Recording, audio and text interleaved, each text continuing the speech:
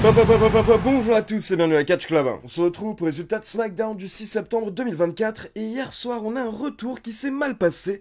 On a également une équipe qui a failli exploser et enfin on a Cody Rhodes qui a tenté de créer des tensions entre Solo Sikoa et Jacob Fatu. Donc on va passer au résultat dans un instant, mais d'abord pour info j'ai une grande nouvelle car demain je vais lancer une seconde chaîne YouTube qui s'appelle Kiffland et qui sera consacrée principalement aux parcs d'attractions mais également tout ce qui peut me faire kiffer. Et donc j'ai besoin de vous, je compte sur vous pour le lancement. Donc pour info, le lien de la chaîne est déjà disponible dans la description, donc n'hésitez pas à aller vous abonner et cliquer sur la petite cloche. Et la première vidéo sortira demain, donc dimanche à midi, et ce sera une vidéo semi-présentation, semi-vlog par rapport à Europa Park, l'un des meilleurs parcs d'Europe.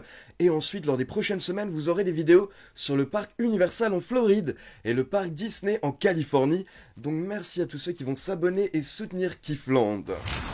Et donc c'est parti, on passe au résultat. Et pour info, hier soir, c'était le dernier épisode de SmackDown sur la chaîne Fox aux États-Unis, car à partir de la semaine prochaine, SmackDown passera sur la chaîne USA Network aux États-Unis. Donc on peut imaginer que la semaine prochaine, pour la première, on aura un énorme show. Et du coup, hier soir, le show démarre avec le champion Undisputed Cody Rhodes qui fait son entrée. Et il nous dit qu'il sait qu'il risque de se faire interrompre, donc directement, il invite la Bloodline à le rejoindre.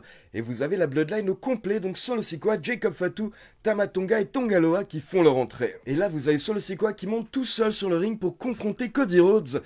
Et Solo Sikoa nous dit qu'il mérite une opportunité au titre Undisputed, car il nous rappelle qu'à SummerSlam, si Roman Reigns n'était pas intervenu, alors Solo Sikoa aurait sûrement battu Cody, et il serait le champion Undisputed à l'heure actuelle. Et là, vous avez Cody qui répond « Toi, ce grand athlète, toi, cette superstar qui est sortie de l'ombre du chef tribal, alors que le chef tribal tentait de te retenir vers le bas, toi qui es selon moi le vrai challenger numéro 1, en effet, tu mérites une opportunité au titre Undisputed. » Et là, vous avez Solo Sikoa qui est tout content, car il dit que c'est ce qu'il n'arrête pas de répéter depuis des semaines. Mais là, vous avez Cody qui se bouge un petit peu, et il dit « Non, je ne parlais pas à toi, Solo Sikoa, mais je parlais à toi, Jacob Fatu. » Donc en fait, Cody Rhodes n'était pas du tout en train de complimenter Solo Sikoa, il était en train de dire du bien de Jacob Fatu et il veut défendre son titre face à Jacob Fatu, donc il lui demande de step up.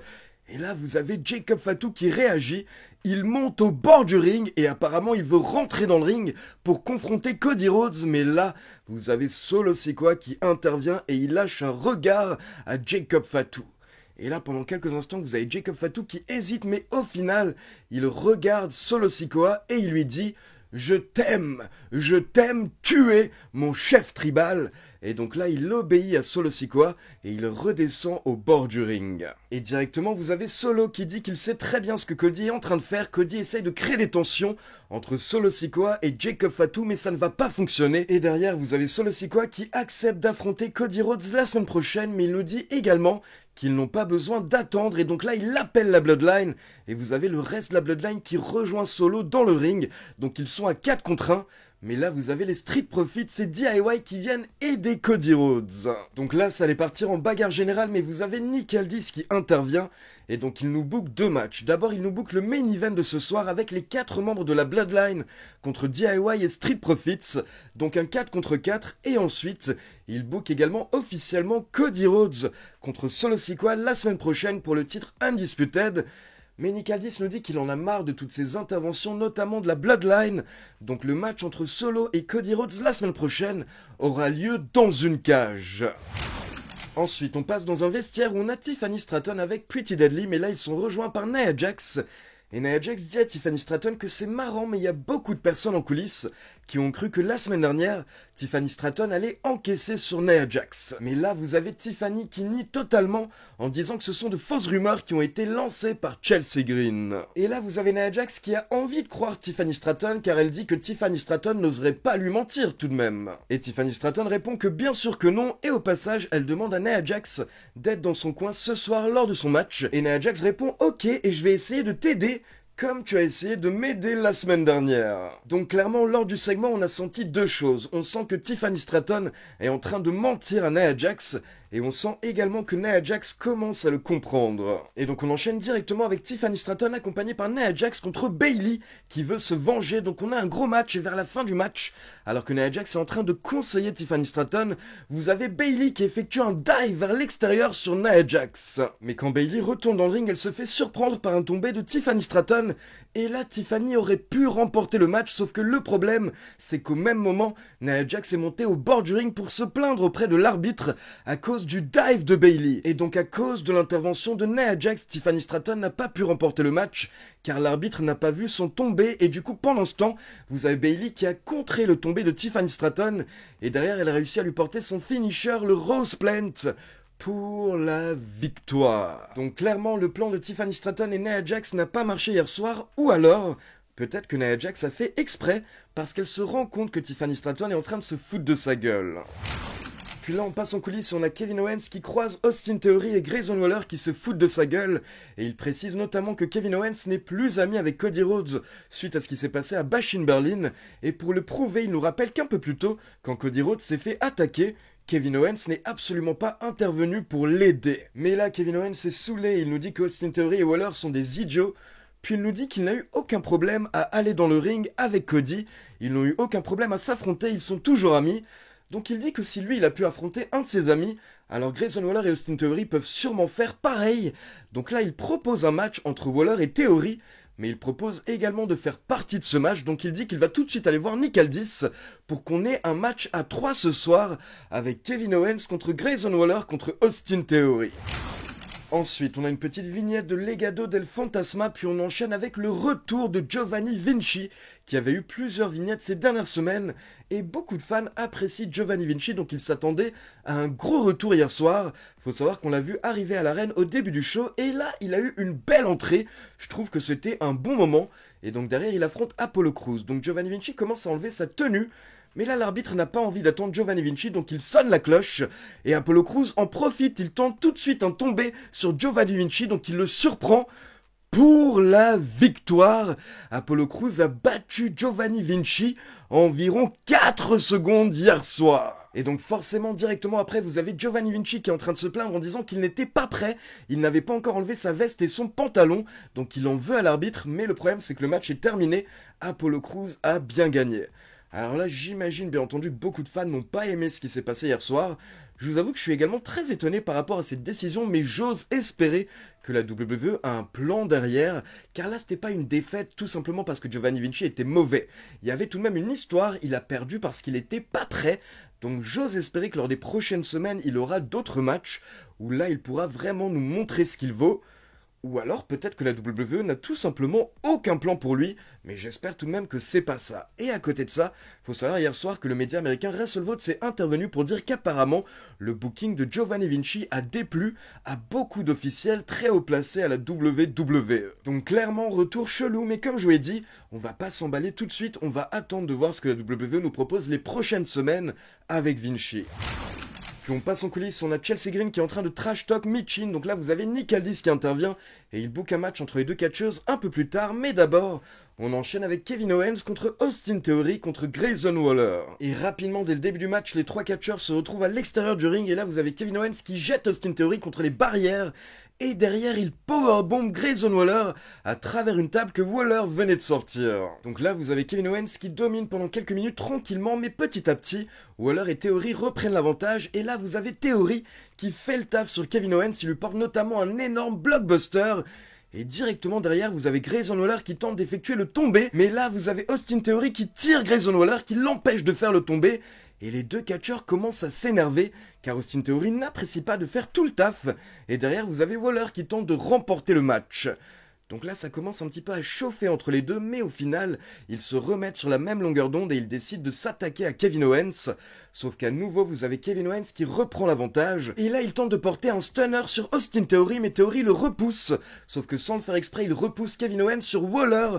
Donc Waller tombe à l'extérieur du ring. Et derrière, au final, vous avez Owens qui porte bien son stunner à Theory. Et Theory, encore une fois, qui le vend magnifiquement bien pour la victoire. Mais pour info, directement après le match, Austin Theory et Grayson Waller ont attaqué Kevin Owens, ils se sont acharnés sur lui, et au final ils ont célébré ensemble, donc apparemment tout va bien. Pour le moment, toujours entre Theory et Waller, et un peu plus tard, ils ont croisé Nick Aldis en coulisses, et là ils ont proposé un match par équipe la semaine prochaine à SmackDown, Theory et Waller contre Kevin Owens, et un partenaire de son choix. Donc maintenant la grande question, c'est qui va faire équipe avec Kevin Owens la semaine prochaine, lors de la première de SmackDown sur USA Network. J'ose imaginer que ça va être une très grosse surprise. Pourquoi pas un petit John Cena? Et dernier petit détail par rapport à ces segments avec Kevin Owens, même si KO a dit que tout va bien entre lui et Cody, on n'a pas l'impression qu'il disait totalement la vérité, donc la relation entre Kevin Owens et Cody Rhodes est à surveiller lors des prochaines semaines. Ensuite, on a LA Knight qui vient sur le ring pour nous faire un petit speech, mais rapidement, il a été interrompu par Carmelo Hayes puis Andrade, car les deux catcheurs souhaitent une opportunité au titre US. Donc là, on a eu un petit peu de trash talk, puis au final, c'est parti en bagarre générale, et à la fin, vous avez LA Knight qui a réussi à porter son BFT sur Andrade, et également sur Carmelo Hayes. Puis on enchaîne avec Michin contre Chelsea Green, et bien entendu on avait Piper Niven au bord du ring pendant le match, et à la fin Piper Niven s'est occupé de Michin à l'extérieur du ring, ce qui a permis ensuite à Chelsea Green d'enchaîner avec son Unprettier pour la victoire. Et derrière on a les commentateurs qui nous confirment que la semaine prochaine lors de SmackDown on aura le 5e match entre Carmelo Hayes et Andrade. On aura également donc le match par équipe avec Grayson Waller et Austin Theory contre Kevin Owens et le partenaire de son choix. Et pour rappel, on aura un cage match entre Cody Rhodes et Solo Sikoa pour le titre Undisputed. Puis on passe au main event avec les 4 membres de la Bloodline contre DIY et les Street Profits. Et au bout d'environ 8 minutes, on a Montez Ford qui porte un énorme 450 sur Tama Tonga et il est à 2 doigts de remporter le match. Mais là, vous avez The Enforcer Jacob Fatu qui intervient. Et Jacob Fatu a détruit les 4 membres de l'équipe Face à lui tout seul. Donc là, il aurait pu littéralement remporter le match, après avoir notamment porté un énorme DDT sur Montez Ford. Mais là, vous avez Solo Sikoa, son chef tribal, qui demande le relais. Et bien entendu, Jacob Fatu accepte, il obéit, et il effectue le relais avec Solo Sikoa. Donc là, le travail était fait, Jacob Fatu avait fait le taf. Donc vous avez simplement Solo Sikoa qui monte sur le ring, et qui porte 2 Samoan Spike à Montez Ford pour la victoire. Allez, on enchaîne avec l'avis de Pierre et ensuite ma conclusion. Ce soir, c'est le dernier épisode de SmackDown sur la Fox. Et depuis 2019, ce qu'on peut dire, c'est qu'on a fait beaucoup de chemin, beaucoup de choses ont changé, mais ce qui ne change pas actuellement, c'est Cody Rhodes. Car une fois de plus, sa feud contre Kevin Owens aura duré 3 semaines et il repart de plus belle contre la Bloodline. Notamment contre Solo Sikoa. Ce règne commence vraiment à m'épuiser. Il affrontera Solo Sikoa la semaine prochaine dans un Steel Cage, j'espère quelque chose d'original. Ce sera la première sur USA Network, alors Cody, vas-y, vends-moi du rêve. Giovanni Vinci fait ses débuts à SmackDown, et une chose est sûre, c'est que je peux pas le voir en peinture.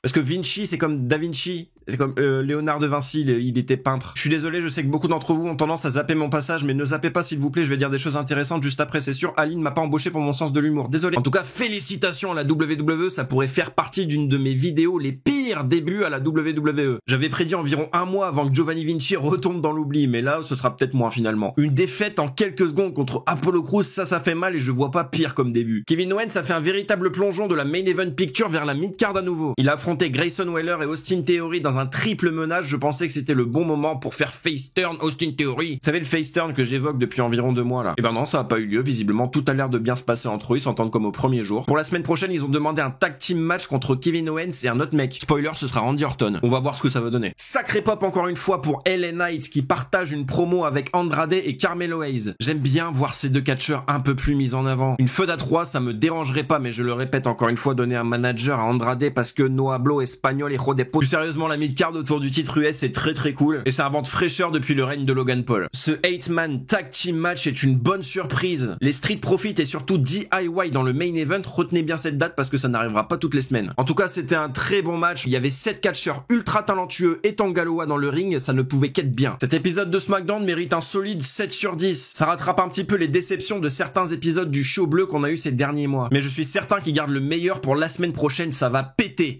Mention honorable pour l'excellent segment de Legado del Fantasma. Finalement, je commence peut-être à être un véritable Spanish. J'aime beaucoup ces segments un peu mafioso qu'on avait quand ils étaient à NXT. Moi, ça me plaît, je suis client. J'espère un bon programme pour le clan. La division féminine, c'était très cool également cette semaine. Je suis totalement fan de Piper Niven et Chelsea Green. J'ai dû le dire un millier de fois ici. Mais elles sont géniales. Dans le bureau de Nick Aldis, quand Chelsea Green s'énerve et qu'elle remet le téléphone que Piper Niven avait bousculé, c'est ce genre de détail qui me fait mourir de rire. Je suis bon public en même temps.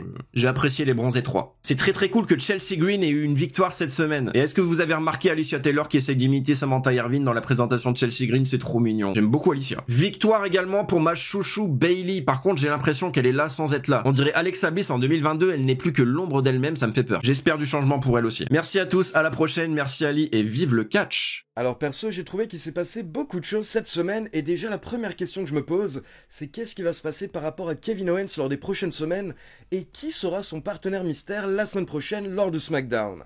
Derrière, je me demande également quand est-ce que ça va enfin exploser entre Grayson Waller et Austin Theory, car là, cette semaine après SmackDown, tout allait à nouveau bien entre les deux catcheurs. Et enfin, pour finir, j'aime beaucoup ce qui se passe entre Cody Rhodes et la nouvelle Bloodline, tout simplement parce que j'apprécie énormément la nouvelle Bloodline et je trouve vraiment que semaine après semaine, elle devient de plus en plus imposante dans son style. J'apprécie vraiment le travail de Tama Tonga, même Tonga Loa, et bien entendu, Jacob Fatu est incroyable et je trouve également que beaucoup de personnes passent à côté du très bon travail que Solo Sikoa est en train de nous faire, alors que je rappelle qu'en soi, Solo Sikoa est quand même plus ou moins encore un rookie pour moi. Je veux dire, il a à peine 2 ans de roster principal dans les jambes. Donc Solo Sikoa et Cody Rhodes vont régler leurs problèmes la semaine prochaine dans une cage, ce qui devrait empêcher les interventions. Mais je pense qu'on s'attend tous à une petite intervention du OTC, Roman Reigns. Donc voilà, c'est tout pour SmackDown et encore une fois, je rappelle que si vous souhaitez me soutenir, vous avez le lien de ma seconde chaîne Kiffland dans la description, donc n'hésitez pas à vous abonner. La première vidéo sortira demain, donc dimanche à midi. Maintenant, comme d'habitude, c'est à vous, n'hésitez pas à me laisser vos avis dans les commentaires et comme d'habitude, n'oubliez pas de liker la vidéo, de vous abonner à la chaîne et de cliquer sur la petite cloche pour être informé de la sortie des prochaines vidéos. Ciao tout le monde!